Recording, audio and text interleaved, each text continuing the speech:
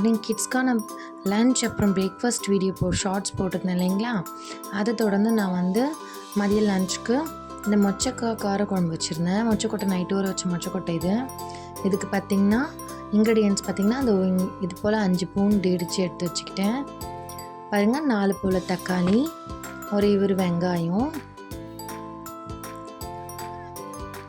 அதுக்கப்புறம் பார்த்திங்கன்னா கத்திரிக்காவை இப்படி நான் கட் பண்ணி தண்ணியில் போட்டு வச்சுருக்கேன். 2 கத்திரிக்காய் ஃப்ரெண்ட்ஸ்.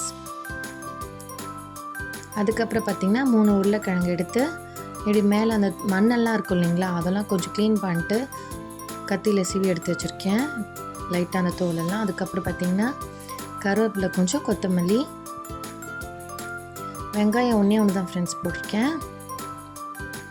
அதுக்கப்புறம் பார்த்திங்கன்னா ஒரு லெமன் இருக்குது இல்லைங்களா, அதில் பாதி லெமன் சைஸ் புளி எடுத்து பாதி தான், அதில் பாதி புளி கொஞ்சம் ஊற வச்சுருக்கேன். நான் கொஞ்சம் தான் ஃப்ரெண்ட்ஸ் புளி இதில் ஆட் பண்ண போகிறேன், புளி தண்ணி.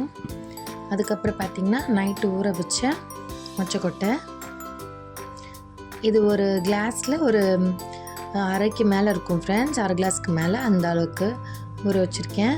இவ்வளோ தான் ஃப்ரெண்ட்ஸ் இன்க்ரீடியன்ட்ஸ் குழம்பு வைக்கிறதுக்கு. இப்போ நான் கடாயை நல்லா சூடு பண்ணிக்கிட்டேன்.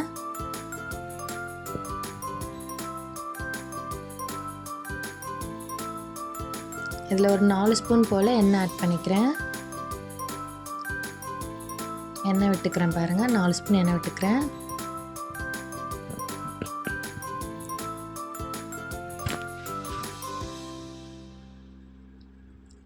எண்ணெய் நல்லா ஹீட் ஆனதும் கடுகு ஆட் பண்ணிக்கலாம். கடுகு வந்து நான் மிக்ஸ் பண்ணி வச்சுருக்கேன் ஃப்ரெண்ட்ஸ். வெந்தயம், உளுந்து, சீரகம் இதெல்லாம் போட்டு நான் மிக்ஸ் பண்ணி வச்சுருக்கேன். பாருங்கள், கொஞ்சமாக கடுகு ஆட் பண்ணிக்கிட்டேன். கொஞ்சமாக கடுகு ஆட் பண்ணதுக்கப்புறமா காஞ்ச மிளகாய் கிள்ளி வச்சுருக்கேன் இல்லைங்களா, அந்த காஞ்ச மிளகாவை ஆட் பண்ணிக்கிறேன்.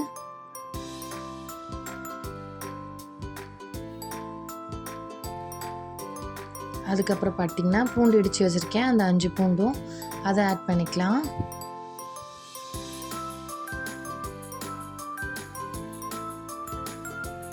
இந்த பூண்டு வந்து நல்லா கலர் மாறட்டும். கலர் மாறினதும் கருவேப்பிலை, கொத்தமல்லி போட்டு தாளிச்சிக்கலாம்.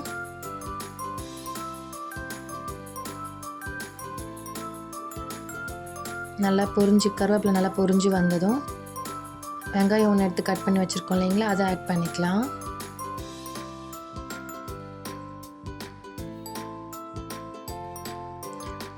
வெங்காயம் நிறையா நல்லா வதங்குற வரைக்கும் வெயிட் பண்ணலாம் ஃப்ரெண்ட்ஸ். நான் நல்லா வதக்கி விட்டுட்டு அப்புறமா தான் தக்காளி கட் பண்ணி போடுறேன்.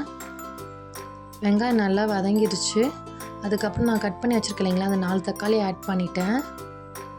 இந்த தக்காளி வந்து நல்லா வதங்கி மேஷ் ஆகி கொஞ்சமாக ஆகணும். அதுக்கப்புறமா தான் நம்ம காயெல்லாம் ஆட் பண்ண போகிறோம். தக்காளி நல்லா வதங்கணும் ஃப்ரெண்ட்ஸ். கொஞ்சம் 2 நிமிஷம் கொஞ்சம் நம்ம வதக்கிட்டு அதுக்கப்புறம் சிம்மில் வச்சு நல்லா வதக்கிடுறேன். பாருங்கள், தக்காளி கொஞ்சமாக மேஷ் ஆயிடுச்சு. இப்போது இதில் நம்ம நல்லா மேஷ் ஆயிடுச்சு பாருங்கள் தக்காளி. அதுக்கப்புறமா தான் நான் காய் ஆட் பண்ணுறேன்.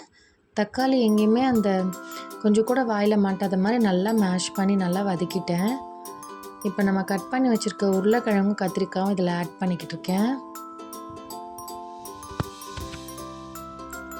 இப்போ இந்த தக்காளியே நம்ம இதை போட்டு நல்லா வதக்கிடலாம் ஃப்ரெண்ட்ஸ், அந்த ஆயிலே.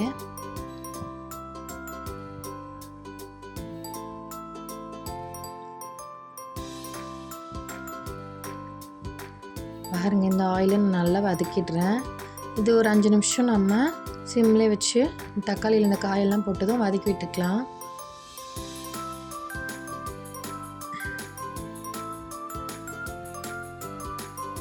பாருங்கள் ஃப்ரெண்ட்ஸ், காயெல்லாம் நல்லா வதக்கி விட்டுக்கிட்டாச்சு.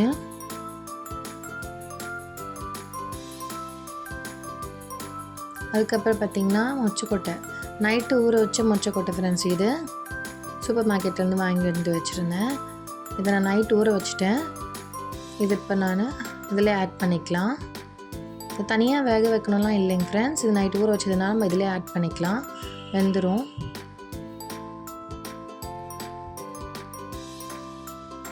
நான் வந்து இதில் தக்காளி வந்து 4 ஆட் பண்ணியிருக்கிறதுனால புளி கொஞ்சமாக தான் ஃப்ரெண்ட்ஸ் ஊற்றிக்கிறேன்.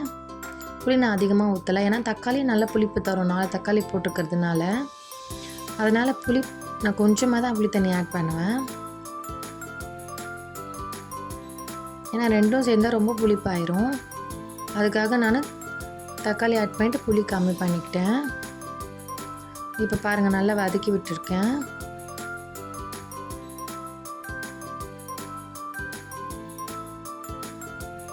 பாருங்கள், சிம்மில் வச்சு ஒரு 5 நிமிஷம் இது நல்லா வதக்கியாச்சு. இதுக்கப்புறம் இது வீட்டு மிளகாய் தூள் 2 ஸ்பூன் ஆட் பண்ண போகிறேன். பாருங்கள் ஃப்ரெண்ட்ஸ், 1 ஸ்பூன் போட்டாச்சு.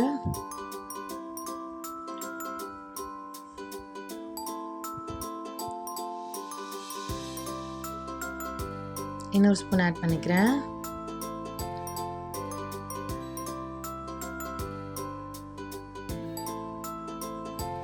இப்போ 2 ஸ்பூன் மிளகாத்தூள் போட்டு இது நம்ம அந்த மிளகாத்தூள் ஸ்மெல் போகிற அளவுக்கு இந்த எண்ணெயிலே நம்ம நல்லா வதக்கிடலாம் ஃப்ரெண்ட்ஸ். இந்த காய், மொச்சக்கொட்டை, அப்புறம் மிளகாத்தூள் இதெல்லாம் நல்லா நான் வதக்கிட்டுருக்கேன்.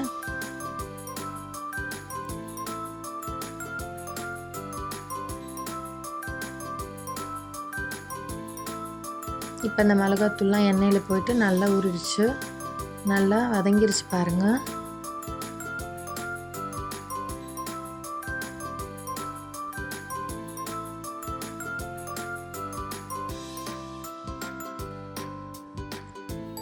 மிளகாத்தூள் நல்லா மிக்ஸ் ஆயிடுச்சு எண்ணெயிலே.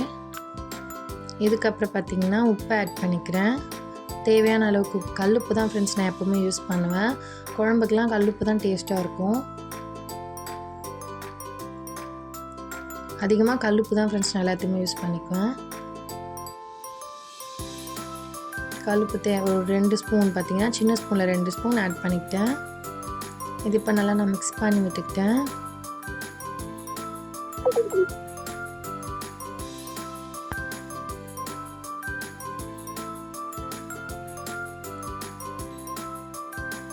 இப்போ தேவையான அளவு தண்ணி ஊற்றிக்கலாம் ஃப்ரெண்ட்ஸ். நிறைய தண்ணி ஊற்றிடாதீங்க, தண்ணியாக இருக்கும் குழம்பு. கொஞ்சம் கிரேவி போலவே இருக்கணும்னா இந்த அளவுக்கு தண்ணி ஊற்றினா போதும்.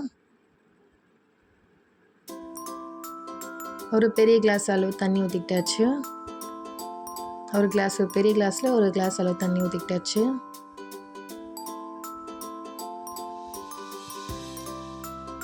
இதெல்லாம் காயெல்லாம் நல்லா கொதித்து வரட்டும், வெயிட் பண்ணலாம். பாருங்கள், காயெல்லாம் நல்லா கொதித்து வந்துச்சு. இது 10 to 15 மினிட்ஸ் நான் இதை நல்லா கொதிக்க வச்சுட்டேன் ஃப்ரெண்ட்ஸ். இதுக்கப்புறம் காயெல்லாம் கொதிக்க ஸ்டார்ட் பண்ணதும் இப்போ நான் புளி கரைச்சி வச்சுருக்கேன் இல்லைங்களா, அதை ஆட் பண்ணிக்கிறேன். கொஞ்சமாக தான் ஃப்ரெண்ட்ஸ் ஆட் பண்ணுறேன் பாருங்கள், ஏன்னா நம்ம தக்காளி ஆல்ரெடி 4 போட்டுக்கிறதுனால ரொம்ப புளிப்பாக இருக்கும். அதனால் கொஞ்சமாக தான் புளி கரைசல் ஆட் பண்ணியிருக்கேன்.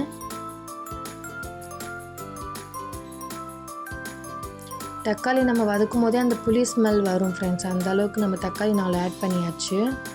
அதனால தான் புளி கொஞ்சமாக ஊற்றிருக்கேன். பாருங்கள், புளி ஊற்றி நல்லா கொதிக்க வச்சாச்சு. இது ஒரு 10 to 15 மினிட்ஸ் நல்லா கொதிக்கட்டும் ஃப்ரெண்ட்ஸ், நம்ம வெயிட் பண்ணலாம். அதுக்கப்புறம் பார்த்திங்கன்னா காயெல்லாம் நல்லா வெந்துடும். இது ஒரு தட்டு போட்டு மூடி வச்சுட்டு நானே இப்போ திறந்து பார்க்கலாம். பாருங்கள், குழம்பு சுண்டி கொஞ்சமாக ஆயிடுச்சு பாருங்கள். அதாவது காயெல்லாம் நல்லா வெந்து போச்சு. அப்புறம் மொச்சக்கொட்டையும் நல்லா வெந்திருக்கும் பாருங்கள். எல்லாமே நல்லா வெந்திருக்கு, மொச்சக்கொட்டையும் நல்லா வெந்திருக்கு பாருங்கள். நான் சிம்மிலே வச்சு தட்டு போட்டு மூடிட்டேன் ஃப்ரெண்ட்ஸ்.